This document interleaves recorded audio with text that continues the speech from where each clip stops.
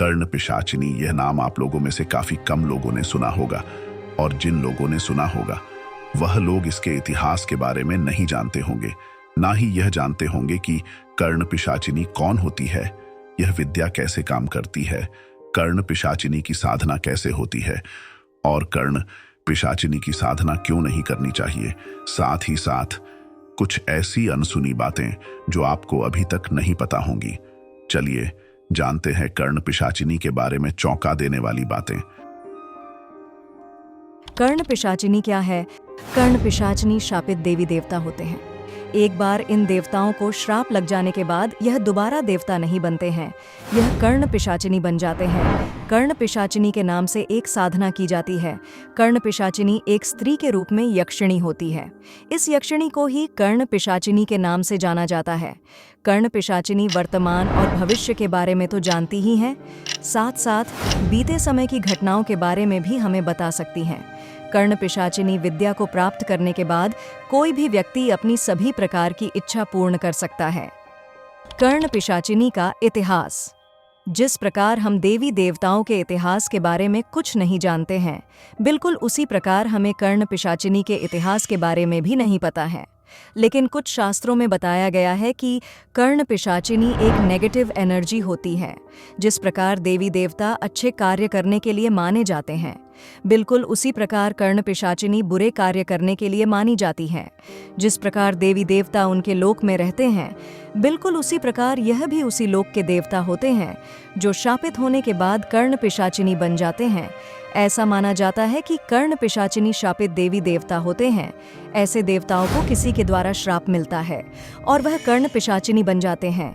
जिस प्रकार देवताओं को पाने के लिए मनुष्य भक्ति करती है, देवताओं का पूजा पाठ करते हैं, उसी प्रकार कर्ण पिशाचिनी को पाने के लिए कुछ लोग तांत्रिक क्रियाएं करते हैं और अघोरी का सहारा लेते हैं।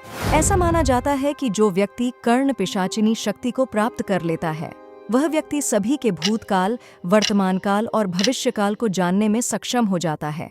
कर्ण पिशाचिनी शक्ति पाने के बाद व्यक्ति अपने आप को आत्मविश्वास से भरा हुआ महसूस करता है।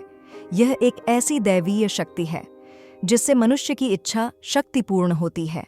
मनुष्य जो चाहे वह इच्छा पूर्ण कर सकता है, लेकिन ऐसी शक्ति को प्राप्त करना कोई आसान काम नहीं होता है।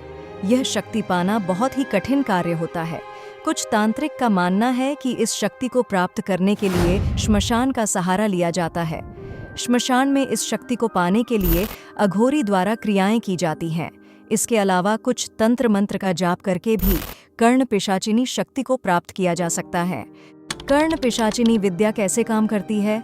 कर्ण पिशाचिनी साधना एक बुरी भावना है जो साधक की इच्छा पूरी करती है, लेकिन बदले में वह अधिक चीजें लेती है। वह हमें वे चीजें देकर खुश होती हैं जिन पर हम तरस खाते हैं, लेकिन वह हमारी आत्मा छीन लेती है। आम तौर पर जो लोग कर्ण पिशाचिनी को प्राप्त कर लेते हैं, वे मृत्यु के बाद कभी नहीं जलते हैं और उनकी आत्मा प्रेत योनि में प्रवेश कर जाती है।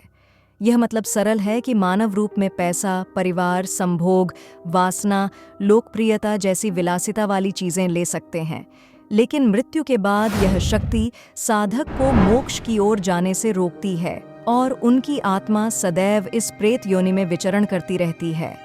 कर्ण पिशाचिनी साधना वह साधना है जिसके द्वारा एक साधक संपूर्ण नकारात्मक ऊर्जाओं को नियंत्रित कर सकता है, जिसका उपयोग साधक के कार्य करवाने के लिए कर्ण पिशाचिनी द्वारा किया जाता है। कर्ण पिशाचिनी प्राप्त करने के बाद साधक सभी नकारात्मक ऊर्जा का नियंत्रक बन जाता है, जो कर्ण पिशाचिनी के आदेश का पालन करता है। साधक कर्ण पिशाचिनी को कार्य करने के लिए आदेश देता है और कर्ण पिशाचिनी अपने सभी प्रेत और भूत को साधक कार्य को पूरा करने के लिए वही आदेश देती है। उससे साधक का कार्य पूर्ण हो जाता है। यदि साधक कर्ण पिशाचिनी को यौन संबंध बनाने से मना करता है तो वह नाराज हो जाती है और साधक को नुकसान पहुंचाती है। लोग इस अनुष्ठान को करना पसंद करते हैं, लेकिन उन्हें ये नहीं पता कि ऐसा करने पर कितना पछतावा लोगों को हुआ है। एक बार जब आपकी साधना पूर्ण हो जाती है तो कर्ण पिशाचिनी आपके सामने आ जाती है। वह नग्न, सुंदर और बिल्कुल इंसान की तरह होती है। वह आपके शरीर के साथ यौन संबंध बनाना शुरू कर देती है। हर रात आपके साथ यौन संबंध बनाना चाहेगी। इतना ही नहीं, वह यह सुनिश्चित करती है कि आप अपने पूरे जीवन में किसी अन्य व्यक्ति को न छुएं। यदि आप किसी अन्य व्यक्ति को छूते हैं तो वह अपना सिर काट लेती है और आपके सबसे बुरे सपने में बदल जाती है। संभोग के बदले में वह आपको व्यक्ति के अतीत, वर्तमान और भविष्य के बारे में वो सारी जानकारी देती है जो आपको चाहिए। कर्ण पिशाचिनी साधना करने के नुकसान: 3 दिन तक तुम्हें अपना ही मलमूत्र खाना होगा। आपको अपना मूत्र पीना होगा और अपना मल खाना होगा। जीवित रहने के लिए आप और कुछ नहीं कर सकते। कर्ण पिशाचिनी आपके सामने नग्न अवस्था में आने वाली है, लेकिन आप उसे छू नहीं सकते। उसे आपके शरीर के साथ यौन संबंध बनाने की अनुमति है, लेकिन आप ऐसा नहीं कर सकते। आपको इसका विरोध करना होगा। यदि आप हार मान लेते हैं तो आपकी साधना टूट जाती है। आपको अपने पूरे जीवन में कर्ण पिशाचिनी के साथ संभोग करना होगा। ऐसी कोई अन्य महिला नहीं है जिसके साथ आप कभी भी यौन संबंध बना सकें। अगर आप शादी करने का प्लान बना रहे हैं तो यह संभव नहीं है। यदि आप पहले से ही शादीशुदा हैं तो कर्ण पिशाचिनी में आपके साथी को मारने की शक्ति है। अगर आप सुस्त हैं और संभोग करने के मूड में नहीं हैं, तब भी आपको कर्ण पिशाचिनी को संतुष्ट करना होगा। इससे कोई बच नहीं सकता। याद रखें, चाहे यह कितना भी आसान और सुखद क्यों न लगे, अंततः यह निराशाजनक हो जाता है। ऐसे लोग हैं जिन्होंने एक निश्चित अवधि के बाद कर्ण पिशाचिनी के साथ यौन संबंध बनाने से इनकार करने के कारण आत्महत्या कर ली है। ऐसे लोग हैं जिन्होंने कर्ण पिशाचिनी साधना में महारत हासिल करने पर पछतावा करते हुए अपना सिर पत्थरों पर पटक दिया है। इसलिए यह सुझाव दिया जाता है कि आप इस साधना में तब तक शामिल न हों जब तक कि आप इस बारे में पूरी तरह आश्वस्त न हों कि आप क्या मांग रहे हैं।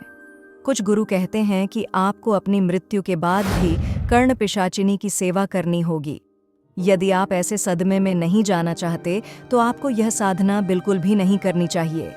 कभी कभी कर्ण पिशाचिनी का आह्वान करने में 3 दिन से अधिक का समय लग जाता है। इसके लिए बहुत धैर्य के साथ साथ दृढ़ता, दृढ़ संकल्प और समर्पण की आवश्यकता होती है। एक बार जब कर्ण पिशाचिनी का आह्वान किया जाता है और उसे प्रभावित किया जाता है तो वह आपके कानों में भविष्य के बारे में फुसफुसाती है। यहाँ तक कि अगर आप किसी खास सवाल के बारे में सोचते हुए भी सोते हैं तो भी जब आप सो रहे होंगे तो वह इसे आपके कानों में फुसफुसा देगी। आप उसे जोर से और स्पष्ट रूप से सुनते हैं। थोड़ी सी भी गलती आपकी पूरी साधना और जीवन को बर्बाद कर सकती है।